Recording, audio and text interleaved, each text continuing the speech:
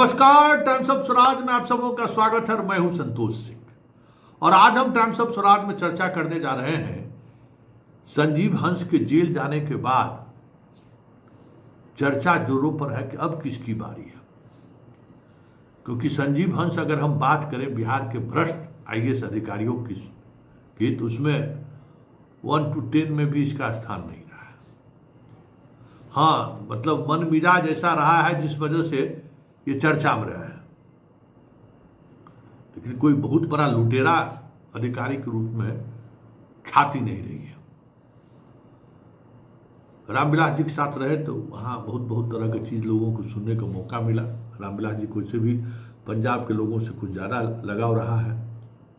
लेकिन बिहार में रहते हुए संजीव हंस के बारे में जब चर्चा होती है तो वही लाइसेंस विसेंस, बंदूक का लाइसेंस, राइफल पिस्टल का लाइसेंस, सुनील कुमार सिन्हा के चक्कर में बहुत कुछ चर्चा में लोग सुनते हैं, लेकिन कोई बहुत बड़ा होता नहीं कि 30 मार खा वाला अपराधी ऐसी छवि नहीं रही है। लेकिन जिस तरीके से ईडी ने गिरफ्तार किया है और उस गिरफ्तारी के दौरान सिंगला से लेके गुलाब यादव तक तो छापेमारी हुई है, 2-3 बात तो तय है। क्योंकि इस छापेमारी के प्रोसेस के दौरान बिहार के कई आईएएस अधिकारी को ईडी ने नोटिस तो भेजा था और ईडी ऑफ द रिकॉर्ड ही सही स्वीकार भी किया है कि हाँ, हम नोटिस भेजे हैं, हम पूछताछ भी किए हैं। एक जनाब तो 6 दिन तक गायब रहे थे, किसी को पता ही नहीं चला कि कहाँ चले गए। कई तरह की चर्चाएं होनी शुरू हो गई कि नाराज हैं, उनको मन मुताबिक पद नहीं मिला। लेकिन उसी दौरान चर्चा शुरू हो गई कि ईडी पूछताछ के लिए दिल्ली बुला लिया था और रसूख वाले हैं तो उन्होंने कहा कि पटना में नहीं पूछताछ करो, मेरा दिल्ली में पूछताछ करो, हम सब सहयोग करेंगे। अभी कुछ ईडी में उन लोगों का प्रभाव भी है। खैर, पूछताछ हुई, चर्चा हुई, सब कुछ चर्चा है कि ऑस्ट्रेलिया में क्या है, कहाँ क्या इन्वेस्ट है। एक अधिकारी के बारे में चर्चा है जो अन्य मार्ग के काफ़ी दुलारे माने जाते हैं। सब तरह का चर्चा है। उसका बेटा को कैसे राजगीर खेल परिसर में बहुत तरह का ऑफ द रिकॉर्ड कहते हैं, जब हम लोग कहते हैं ऑफ द रिकॉर्ड, तो वही ऑफ द रिकॉर्ड कैसे कहाँ बिहार में काम कर रहा है, उसका कंपनी संस्थान क्या चर्चा जोरों पर है।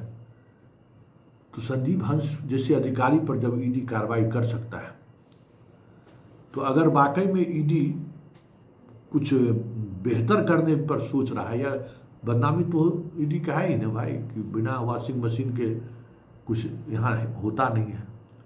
तो अगर वॉशिंग मशीन वाला बात नहीं है, साथ रहते हुए भी भ्रष्ट अधिकारियों पर नकेल कसी जा रही है, तब ऐसे में चर्चा होना लाजमी है कि अब किसकी बारी है। क्योंकि एक से एक धुरंधर है, यहाँ एक से एक तरह की चीज़ें सामने आ रही हैं। और जिस तरीके से आज एयरपोर्ट पर गुलाब यादव को लेकर ईडी आया है और ईडी की मौजूदगी में जो बात कहा है तो और चेहरा पर जो चमक है, देख लीजिए ना चेहरा पर क्या चमक है। कोई शिकन है ही नहीं कि कोई कार्रवाई भी हम पर हुआ है। और ज़रा देखिए क्या कह रहे हैं, ज़रा सुन लीजिए, क्योंकि इनकी बात सुनना ज़रूरी है और उनका कहने का अंदाज क्या है ये भी देखना अब ज़रूरी है। क्योंकि बहुत सारी चीज़ें ऐसी हैं जिस पर अभी भी ईडी चुप्पी साधे हुए हैं। तो जरा सुन लीजिए क्या कहे गुलाब यादव से।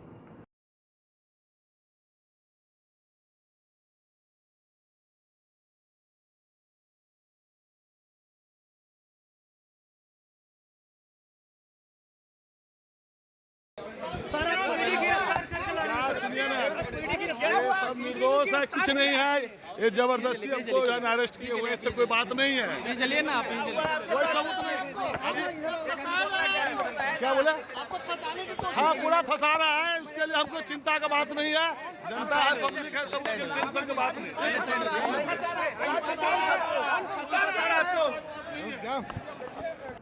सुन लिए गुलाब यादव क्या कहे। और ये हम लोग अभी खबरें चला रहे हैं कि 98 करोड़ का रिसोर्ट, क्या कहते हैं, हीरा मोती जवाहरात कहाँ क्या किए, सब हम खबरें चला रहे हैं खाली सूत्र के हवाले से। अभी तक ईडी आधिकारिक तौर पर कुछ घड़ी और जेवरात बरामद होने की बात रिटेन में कहा है। गिरफ्तारी की भी पुष्टि ईडी नहीं किया है अभी तक। अलग बात है कि गिरफ्तार होकर बेऊर जेल चले गए, इनको रिमांड पर भी अभी नहीं लिया है, रिमांड पर अब लगता है बाद में लेंगे, लेकिन अभी तक 14 दिन के न्यायिक हिरासत में इनको बेऊर जेल भेज दिया गया है। गुलाब यादव को दिल्ली में गिरफ्तार किए तो वहां से देखिए प्लेन से लाया गया है, आराम से, क्या चेहरे पर मुस्कुराहट है, देख लिए, लाकर उनको बेऊर जेल में रख दिया। मतलब सारे लोग आज के बाद जितने इस मामले के अभियुक्त हैं सब लोग बेऊर जेल में मिलेंगे। और बेऊर जेल में गॉसिप शुरू है कि अब किसकी बारी है। संजीव हंस के बारे में आज बेऊर जेल के अंदर में जो कुछ लोग हैं उन लोगों से जो संवाद बाहर आया कि संजीव हंस जो है सो कह रहे थे कि बगल उगल वाला बेड अभी खाली रखिए, 2-3 लोगों को और अभी आना है। इसकी चर्चा होते ही बहुत सारे लोगों को दिमाग जो है सो गर्म हो गया है, अपना अपना मोबाइल स्विच ऑफ करके, पुरनका नंबर सब स्विच ऑफ कर गया है कि ये बात संजीव हंस क्यों कहा कि अभी इस बैरक में कई और लोग आने, जेलर को कहे कि इस बैरक में अभी कई और लोग रहने वाले हैं, इसको बढ़िया से साफ सुथरा करा कर रखो, हमारे साथ बहुत हमारे मेहमान भी आने वाले हैं। तो अब देखना ये होगा कि कौन कौन मेहमान हैं, किनकी बारी है।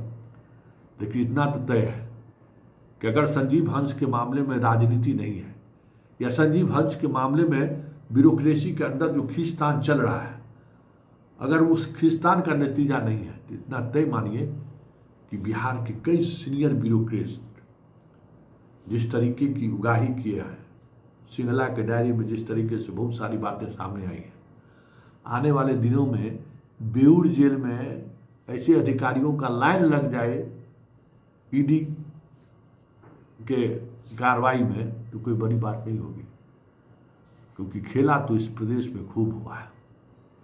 और जो सबसे बड़ा खिलाड़ी है